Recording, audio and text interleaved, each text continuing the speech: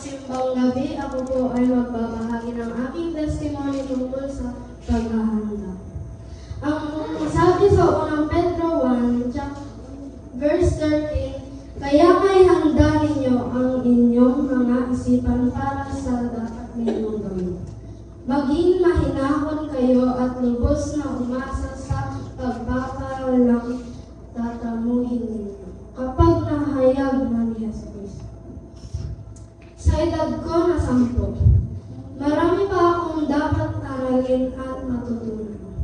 Bata sa isip, sa puso, at sa mga gawa. Pero minsan, nagugulan ako kapag sinasabi ni Mama at Papa, Jaja, bata ka pa, hindi pa pwede sa'yo yan. Jaja, matanda ka na, kailangan mo na. Kailangan mo na. Bata ka dapat biglang matanda na. Ngunit lagi nilang bilin sa akin. Meron.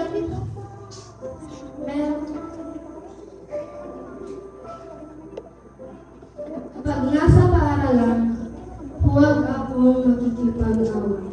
Huwag mainggit sa kung ano meron sa ibang bata. Mahirap lang kami, pero kung kinakailangan ay magbahagi ako ng meron sa akin. Gamit, kakayahan at oras para sa iba. Masasabi ko na marami akong kaibigan. Minsan din may kagalit, pero madali lang din magbabati. May pagkakataon din na nag-aaway kami niyan sa bahay, kaya nagagalit si Mama. Sabi nila, kapag nag-aaway kayo, nalulungkot kami. Magkapatid kayo, dapat love nyo ang isa't isa. Dapat kayong magbati at magbigayan. At kung alam ko daw na masama ang isang bagay, huwag kong gagawin kahit may magkakawag sa akin. Ayaw ng Diyos ang masasamang gawa. Kaya dapat huwag tayong gagawa ng ayaw niya. Dapat din magsabi ng sorry kapag nasaktan ako. Laging makipagbati at humingi din ng tawad sa Diyos. Gusto kong sumali sa mga gawain sa simbahan para ako ay matuto at maging malapit sa Diyos. Masaya ako na lahat kami ay sama-samang nagsisimba kasi alam ko na nasisiyahan ng Diyos. Naniniwala ako kay Jesus na mabait siya. Siya ang nagbigay at patuloy na nagbibigay ng lahat ng meron sa iyo. Ito. Salamat sa aking mga magulang na nagtuturo sa akin para maging mabuting bata. Dahil ang mabuti ay para sa Diyos. Sa pamamagitan ng paggawa ng mabuti, napapasaya natin ang Diyos.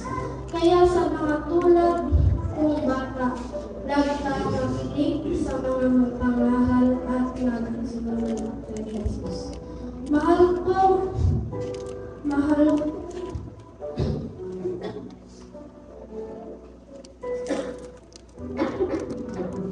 ako ni Jesus at lagi ko yung nararamdaman sa pamamagitan ng mga taong nagmamahal sa akin at nagmamalasakit sa akin. Tayo at magmahalan dahil ang Diyos ay mapag-ibig. Sinasabi din lagi ni Mama na manalangin kami lagi ni Ate. Kasi daw, kailangan lagi mag-thank you at humingi ng labay. Kapag natatakot daw, kailangan din mag-thank. Lagi ko din daw isipin na sa mga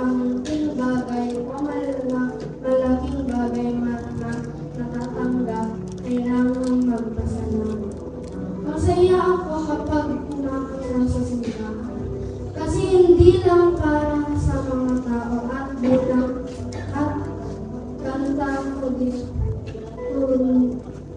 kanta ko hindi para sa Diyos. Bilang paghahanda sa pagdating ni Jesus, tayo ay magmahalan. Patuloy na gumawa ng mabuti at